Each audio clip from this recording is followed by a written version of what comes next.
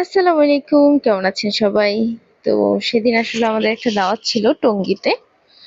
আমাদের এক কলিগ উনি ওখানে বাড়ি করছে, যার কারণে আমাদেরকে ইনভাইট করছে। তো আমরা সবাই মিলে সেখানে চলে যাচ্ছিলাম। যাওয়ার পথে আমি, লিপি আপা, ফাহমিদা আপা আর সাথে অনিমা ছিল। আর আমরা একটা কেক বানিয়ে নিয়েছিলাম, সাথে মিষ্টি দই, তারপরে একটা ডিনার সেট ছিল ওনার জন্য উপহার হিসেবে। আর এই যে লিপি আপা স্ন্যাক্স নিয়ে আসছে অনেকগুলা, আর আমি স্যান্ডউইচ বানাই নিছিলাম, সেগুলো এই গাড়িতে বসে খাওয়া হয়। আর আমরা প্রায় পৌঁছাই গেছি। আর এখান থেকে ওনাদের বাসা একটু ভিতরের দিকে। তো ওনার ছেলে এসে আমাদেরকে আগায় নিয়ে যায়।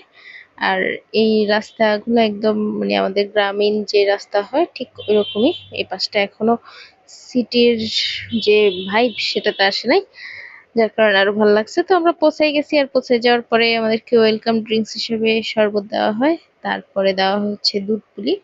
এগুলা খেয়ে আমাদের খুবই মজা লাগে। তারপরে ওনার বাসাটা আমরা একটু ঘুরে ঘুরে দেখি যে কি অবস্থা, কেমন, এই আর কি।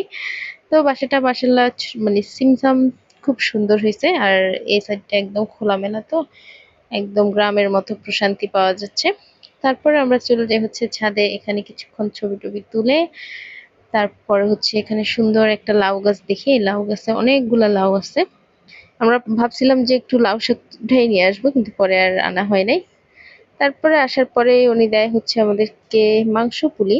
আর এই মাংস পুলিটাও খুব মজা হয়, আমরা খুব মজা করে এটা খাই। উনি সবসময় এই মাংস পুলিটা প্রায় আমাদেরকে যখনই ইনভাইট করে মাংস পুলিটা করে, আর এটা সবসময় খুব মজা হয়। তারপরে আমরা সবাই শুয়ে বসে একটু গল্প গুজব করছিলাম আর কি। গল্প করে সময় পার করছিলাম। তারপরে উনি সব খাবার দাবার ওইদিকে রেডি করতেছিল। এতগুলা রান্না আপা করছিল, আর প্রত্যেকটা রান্না আলহামদুলিল্লাহ অনেক মজা হয়েছিল। সব মিলে মানে অনেক বিশাল আয়োজন ছিল ওনার। ভর্তা, তারপরে ভাজি, মাংস, মাছ, সব মিলে অনেক কিছু।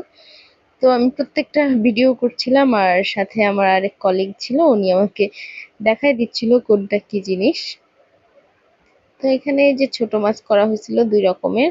তারপরে পাবদা মাছ ছিল, ধনেপাতার ভর্তা, তারপর বাদাম ভর্তা, শুটকি ভর্তা, এখানে ট্যাংরা মাছ ছিল, এদিকে হাঁসের মাংস, গরুর মাংস, খাসির মাংস, তারপর মুরগির মাংস, মানে মুরগির রোস্ট করা হয়।